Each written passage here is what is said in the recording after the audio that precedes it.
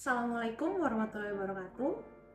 Halo semuanya, perkenalkan saya Utari Azrani SPMP dengan jabatan dosen asisten ahli di program studi Agribisnis Fakultas Pertanian Universitas Teguh Umar.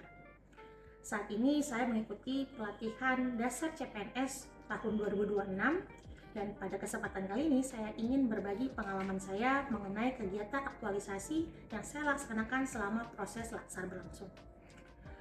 Judul aktualisasi saya adalah penyusunan SOP alur rekognisi konversi pada kolaborasi dosen dan mahasiswa dalam pelaksanaan kegiatan di luar program studi untuk mendukung penguatan IKU 3 di program studi Agribisnis Fakultas Pertanian Universitas Teguh Umar.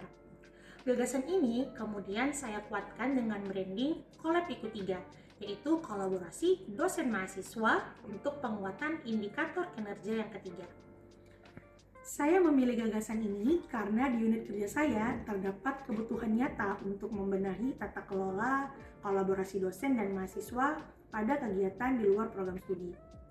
Nah, dalam dokumen aktualisasi, saya jelaskan bahwa selama ini keterlibatan antara mahasiswa dan dosen dalam kegiatan seperti PKM, P2MW, PPK Ormawa, penelitian dosen, atau kegiatan-kegiatan lain yang dilaksanakan di luar program studi sudah berjalan cukup aktif, tetapi belum didukung oleh alur yang baku, terdokumentasi, dan juga seragam.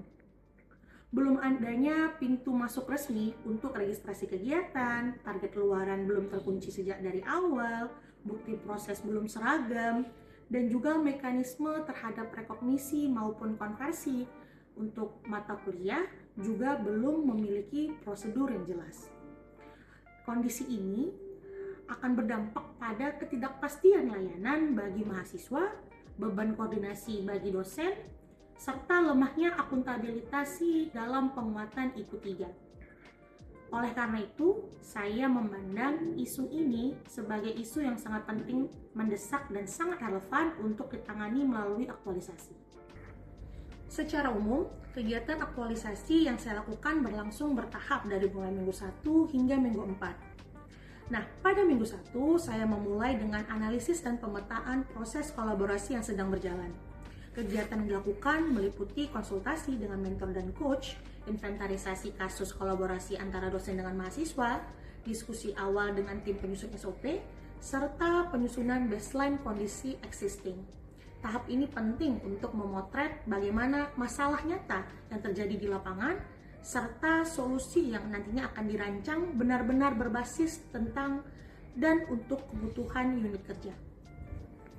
Nah, kemudian pada minggu kedua saya masuk pada tahap penyusunan draft SOP Collab IKU 3.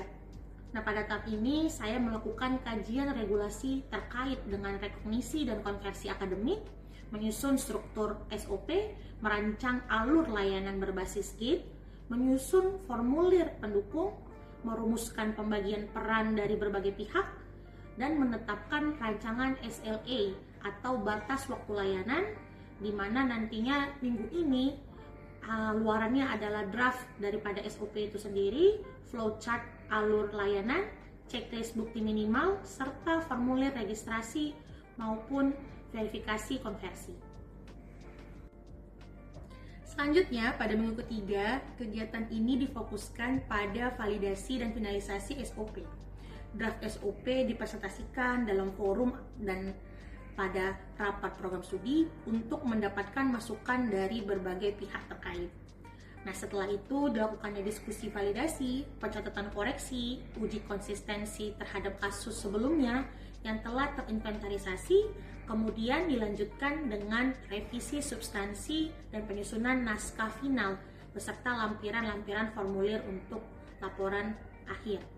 Nah, tahap ini bertujuan agar SOP yang disusun benar-benar realistis, implementatif, dan sesuai dengan kebutuhan program studi. Pada minggu keempat, saya melaksanakan tahap penguatan implementasi awal.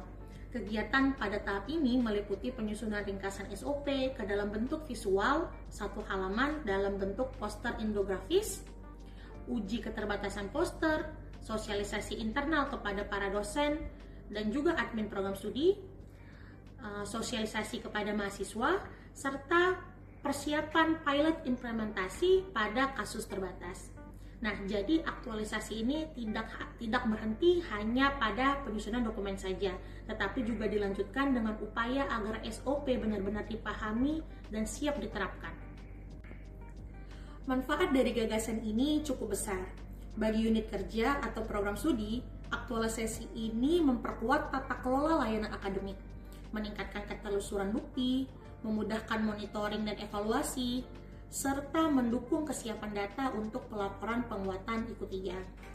Bagi dosen sendiri, SOP ini sebagai pedoman untuk pendampingan yang lebih seragam dan terstruktur, juga membantu penguatan dokumentasi pada kontribusi mahasiswa itu sendiri.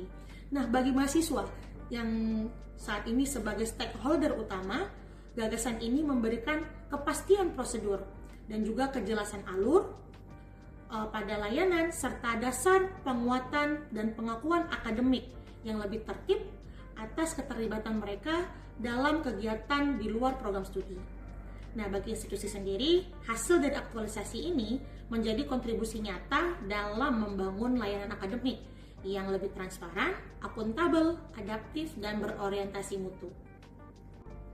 Melalui aktualisasi ini, saya belajar bahwa penyelesaian isu di unit kerja tidak cukup hanya berhenti pada identifikasi masalah, tetapi juga diwujudkan dalam solusi yang konkret, terukur, dan dapat diimplementasikan. Saya berharap dengan SOP ini nantinya akan menjadi langkah awal dalam membangun layanan kolaborasi dosen dan mahasiswa yang lebih tertib, akuntabel, dan mendukung penguatan IQ3 di program studi agribisnis Universitas Tengku Umar. Bagi saya pribadi, aktualisasi ini menjadi ruang nyata untuk menerapkan nilai berakhlak dalam penyelesaian isu di unit kerja, mulai dari analisis masalah, penyusunan solusi, validasi, hingga implementasi awal. Sebelum saya tutup, saya ingin mengucapkan terima kasih kepada Pusjar SKMK LAN RI, coach, dan mentor yang telah memberikan bimbingan serta arahan selama proses pelaksanaan latsar berlangsung, serta kepada rekan-rekan CPNS peserta latsar Angkatan 1. Saya ucapkan terima kasih atas dukungan, semangat, dan kebersamaan yang telah terjalin dengan baik. Saya tutup dengan wabillahi taufiq wal hidayah. Wassalamualaikum warahmatullahi wabarakatuh.